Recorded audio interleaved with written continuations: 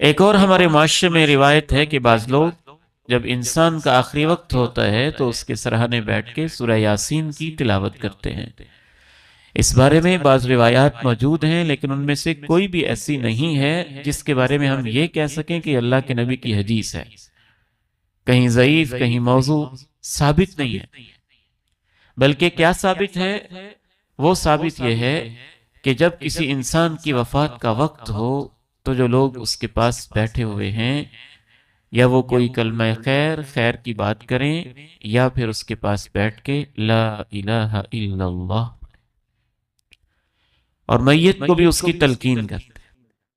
آثار سے اندازہ ہو رہا ہوتا ہے کہ اس شخص کا آخری وقت ہے، تو لا الہ الا اللہ اس کے پاس پڑھا بھی جا سکتا ہے اور اس کو بھی کہا جا سکتا ہے لا الہ الا اللہ۔ اگر آپ کے پڑھنے سے یا تلقین سے اس کو لا الہ الا اللہ کی توفیق نصیب ہو جاتی ہے اور مرتے ہوئے اسے لا الہ الا اللہ نصیب ہو جاتا ہے تو وہ جنت میں داخل ہو جاتا ہے۔ اور خصوصاً جب کسی انسان کے آخری لمحات ہوں تو بعض بچیاں، بعض بیٹیاں، بعض خواتین اس وقت ہی عجیب و غریب کلمات شروع کر دیتے ہیں، کہنا شروع کر دیتے ہیں، تو ہمیں چھوڑ کے جا رہے ہیں، اب ہم کیا کریں گے، اب ہمارا کوئی وارث نہیں ہوگا، اب ہم یہ کیسے کریں گے، وہ کیسے کریں گے۔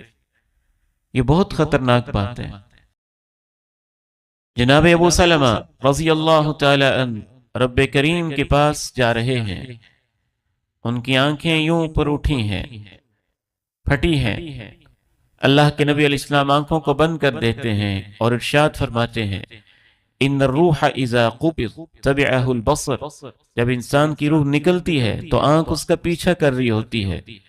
فضج ناس من اہلہ، گھر والے پاس ہی بیٹھے تھے، وہ سارے رونے لگے۔ تو آپ نے فرمایا دیکھو اس وقت تم اپنے بارے میں خیر کے علاوہ کوئی بات نہ کہنا، جو تم کہتے جاؤ گے اللہ کے فرشتے اس پہ آمین کہتے جائیں گے۔ مگر ایک باپ جا رہے اور اس کی بیٹی کہہ رہی ہے ہمارا تو کوئی وارث ہی نہیں ہے، فرشتے کہیں گے آمین،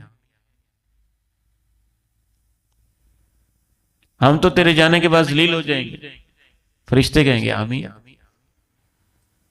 تو نبی علیہ السلام کیا ارشاد فرما رہے ہیں، دیکھو اس کیفیت میں بھلی بات کے علاوہ کچھ نہ کہنا۔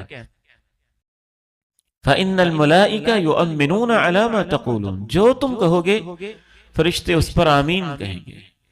پھر آپ علیہ السلام نے، اللہ اکبر، کیا خوبصورت تعلیم ہے آپ کی۔ ہماری اصل میں جانے والے کے ساتھ بہت بڑی بے وفائی یہ بھی ہوتی ہے کہ ہمیں اس کی بجائے اپنی فکر پڑ جاتی ہے۔ ابا جی رحمہ اللہ فرمایا کرتے تھے بیٹے تم تو زندہ ہو، فکر تو اس بیچارے کی کرنی ہے جس کے پاس اب عمل کے لیے مہلت نہیں بچی ہے، جو بیچارہ منو مٹی کے نیچے جانے والا ہے، جس سے زندگی کا حساب ہونے والا ہے۔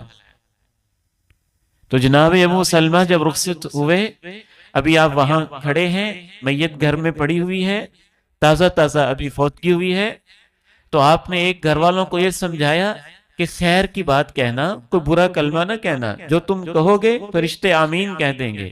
پھر آپ نے سبحان اللہ وبحمدہ سبحان اللہ العظیم 7 خوبصورت دعائیں دیں ابو سلمہ رضی اللہ تعالی عنہ۔ اللہ مجھے اور آپ کو ایسے ساتھی نصیب کرے کہ جو ہماری وفات پہ ہمارے لیے دل ہی دل میں دعا کر رہے ہیں کہ اللہم اغفر لأبی سلمہ، یا اللہ ابو سلمہ کو معاف کر دے، ورفع درجتہ، اس کے درجے بلند کر دے، فی المہدیین، بڑے اونچے لوگوں میں شامل کر کے، وخلف فی عقبہ فی الغابرین، جو اس کے پیچھے رہ گئے ہیں تو ان کا وارث ہو جا، واغفر لنا، ہمیں بھی معاف کر دے، ولہ، اور اس کو بھی معاف کر دے، وافسح لہ فی قبرہ، اس کی قبر کو کھلا کر دے، ونور لہ فی، اور اس کی قبر کو روشنی اور نور سے بھر دے۔ کوئی پیارا گیا ہے تو اتنی پیاری دعائیں دینا اس کو۔ اللہ کے نبی علیہ السلام والے یہ الفاظ یاد کریں، اس بیٹی کو یہ یاد ہو، اس بیٹے کو یہ یاد ہو، اس بیوی کو یہ یاد ہو، اس دوست کو یہ یاد ہو، تو کیا خوبصورت منظر ہو۔ حوصلہ بھی مل رہا ہو، آنکھوں میں آنسو بھی ہوں، دل میں غم بھی ہو، لیکن فکر اس کی بھی ساتھ ساتھ ہو، ساتھ اپنی آخرت کی بھی ہو، اور اتنے خوبصورت الفاظ سے انسان اس میت کے پاس اپنے دل میں دعائیں کر رہا ہو، یا اللہ اس کو معاف کر دے، درجے بلند کر دے، ہمیں بھی معاف کر دے، اب ہمارا تو وارث ہو جا، یا اللہ اس کی بخشش کر دے، اس کی قبر کو کھول دے، اس کی قبر کو نور سے بھر دے۔ کیا خوبصورت الفاظ ہے۔